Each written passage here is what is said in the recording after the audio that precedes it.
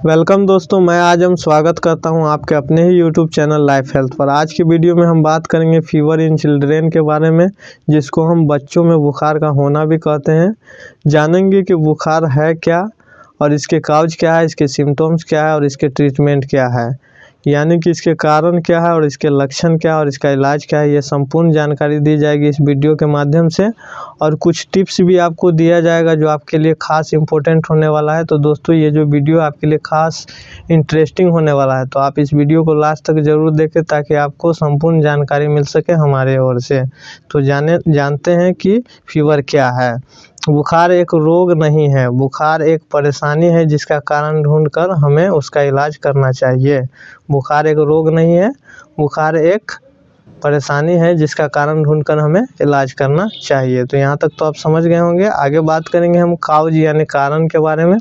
जानेंगे कि किन किन कारण से जो है बच्चों के अंदर फीवर आना चालू हो जाता है, किस कारण से जो है बुखार आता है बच्चों के अंदर। तो देख लेते हैं। जुखाम अगर किसी बच्चे को हो चुका है उसके कारण से भी उसको बुखार आना चालू हो जाएगा। अगर किसी बच्चे को दस्त हो रहा है उसके कारण से भी उसको जो है बुखार आना चालू हो जाएगा। अगर टाइफाइड पहले से किसी बच्चे में टाइफाइड हो गया हुआ है तो उसके कारण से भी उसको बुखार आएगा। निमोनिया के कारण से भी बुखार आपको देखने को मिलेगा। अगर किसी बच्चे को निमोनिया हो चुका है तो उसको भी जो है बुखार देखने को मिलेगा उसके अंदर। कान के इन्फेक्शन, अगर किसी बच्चे को कान में इन्फेक्शन हो गया हुआ है उसके कारण से भी उसको बुखार आना चालू हो जाएगा। अगर किसी बच्चे को त्वचा में इन्फेक्शन हो गया हुआ है उसके कारण से जो है उसको बुखार आना चालू हो जाएगा। अगर किसी बच्चे को जो है पेशाब में इन्फेक्शन हो चुका है उसके कारण से भी जो है उसको बुखार आएगा, बार बार बुखार आएगा उसको, समझे। गले का इन्फेक्शन, अगर किसी बच्चे को गले में इन्फेक्शन हो चुका है उसके कारण से भी जो है उसको बुखार आना चालू हो जाएगा। दिमाग का इन्फेक्शन, अगर दिमाग में इन्फेक्शन हो गया है किसी प्रकार का तो उसके कारण से भी जो है उस बच्चे को बुखार आना चालू हो जाएगा। अगर किसी बच्चे को मलेरिया हो चुका है उससे भी उसको बुखार आना चालू हो जाएगा। इसके अलावा और भी बहुत सारे कारण हो सकते हैं बुखार के। तो उम्मीद करते हैं कि कारण के बारे में आपको हम संपूर्ण जानकारी दिए होंगे। अगर किसी तरीके का कोई डाउट होगा तो आप हमारे कमेंट में कमेंट करके पूछ सकते हैं। आगे बात करेंगे हम सिम्टम्स यानी लक्षण के बारे में। तो जान लेते हैं कि जब बच्चों में बुखार आएगी तो क्या क्या लक्षण दिखाई देने को मिलेगा। तो ये हम देख लेते हैं। कँपकँपी आना चालू हो जाएगा। अगर किसी बच्चे को बुखार आएगा रहेगा तो उसको जो है कँपकँपी आना चालू हो जाएगा। अगर बच्चे में ज़्यादा अधिक मात्रा में जो है बुखार लगा हुआ है तो उसका नाक बहना भी चालू हो जाएगा। अगर किसी बच्चे को बुखार आ गया है तो उससे उसको खांसी भी होना चालू हो जाता है। सिर में दर्द दिखने को मिलेगा। पेट दर्द, अगर किसी बच्चे को बुखार हो चुका है तो उसमें जो है आपको पेट में भी उसको दर्द महसूस होना चालू हो जाएगा। पूरे शरीर में कमजोरी का एहसास होना, यानी कि बच्चे को सुस्त एकदम दिखाई देने लगेगा, माने पूरी तरीके से कमज़ोर महसूस करना दिखाई देगा। इसके अलावा बच्चे को अधिक मात्रा में पसीना दिखाई आएगा और चिपचिपी त्वचा भी देखने को मिलेगा। अगर किसी बच्चे को बुखार लग रहा है तो उसको पसीना या चिपचिपी त्वचा से भी आप समझ सकते हैं कि उसको बुखार लग रहा है। बच्चे को जब बुखार रहेगा तो उसको मतली और उल्टी भी होना चालू हो जाएगा। अतिसार झटके, अगर अधिक मात्रा में अगर उसको बुखार लगा हुआ है तो उसके कारण से उसको झटका भी आना चालू हो जाएगा। भूख में कमी हो जाएगी। अगर किसी बच्चे के अंदर जो है फीवर आपको देखने को मिलेगा तो उसको भूख भी लगना कम हो जाएगा।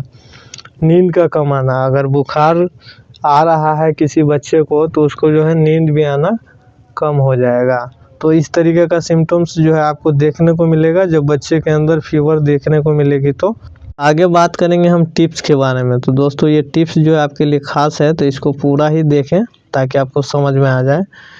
तो जब छोटा बच्चा घर में हो तो एक थर्मामीटर होना आवश्यक ज़रूरी है। अगर किसी भी आदमी को अगर उसके घर में अगर छोटा सा बच्चा है कोई तो उसको जो है एक थर्मामीटर रखना आवश्यक ज़रूरी है। तो इतना बात तो आपको एकदम ध्यान में रखना है, क्योंकि आजकल डिजिटल थर्मामीटर केमिस्ट में आसानी से मिलते हैं। इनमें तापमान दो तरह से दर्ज किया जाता है, डिग्री सेल्सियस और डिग्री फ़ारेनहाइट। तो आपको हम बता दें कि इसमें जो है बदन का तापमान कितना होना चाहिए।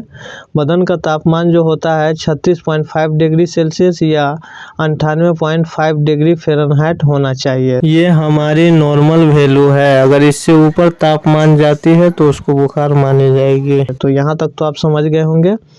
हर बच्चा कभी ना कभी बीमार पड़ता ही है, वो इसलिए क्योंकि उसके शरीर में बीमारियों से लड़ने का प्रतिरोधक क्षमता पूरी तरह से तैयार नहीं रहते हैं। तो इस बात पे पूरा फोकस कीजिएगा। बच्चे को एक चीज़ और भी पता नहीं होता है कि गंदगी क्या होती है। वो ज़मीन पर पड़ी कुछ भी गंदी वस्तु को मुंह में डाल लेते हैं, जिसके कारण संक्रमण उनके शरीर में प्रवेश कर जाता है और बच्चे बीमार हो जाते हैं। इसलिए हमें गंदी वस्तुओं को बच्चों के पहुंच से दूर रखना चाहिए। तो यहाँ तक आप समझ सकते हैं, ये जो है आपको फोकस करना है, क्योंकि बीमारी से बचाव ही सबसे बेहतरीन इलाज है। तो जो भी इंसान के पास छोटे बच्चे हैं वो इस पर पूरा फोकस करें और इस टिप्स को पूरी तरीक़े से फॉलो करें और इस टिप्स को जो है पूरी तरीक़े से अपने ध्यान में रखें। आगे बात करेंगे हम ट्रीटमेंट यानी इलाज के बारे में। तो इससे पहले एक बात बता दें कि किसी भी प्रकार का दवा ले तो अपने डॉक्टर के कंसल्ट में ही रह करके लें। ये हम हर एक वीडियो में बताते हैं, तो इस पर पूरा ध्यान दें और इस बात पे पूरा फोकस करें। तो अब बात हम करेंगे ट्रीटमेंट यानी इलाज के बारे में।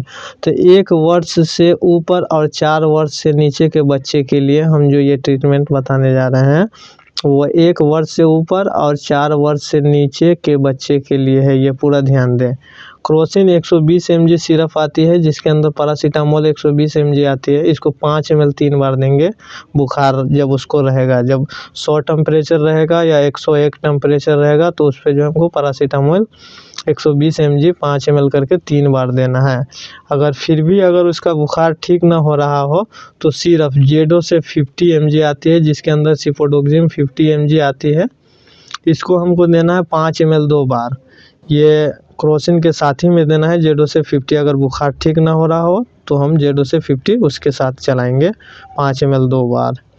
अगर 4 से 8 वर्ष तक का बच्चा है उसके लिए ये ट्रीटमेंट है डोलो 250 mg, जिसके अंदर पैरासीटामोल 250 mg आती है।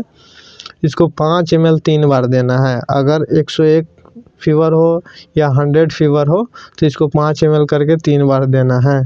और फिर भी अगर बुखार ठीक ना हो, नहीं उतर रहा हो तो उसके लिए हमको देना है जेडोसेफ 100 mg, जिसके अंदर सिफोडोक्सिम 100 mg आती है। इसको 5 ml करके 2 बार देना है। तो याद में रखिएगा कि ये 4 साल से लेकर 8 साल तक के बच्चों के लिए ये मैं ट्रीटमेंट नीचे वाली बताई है।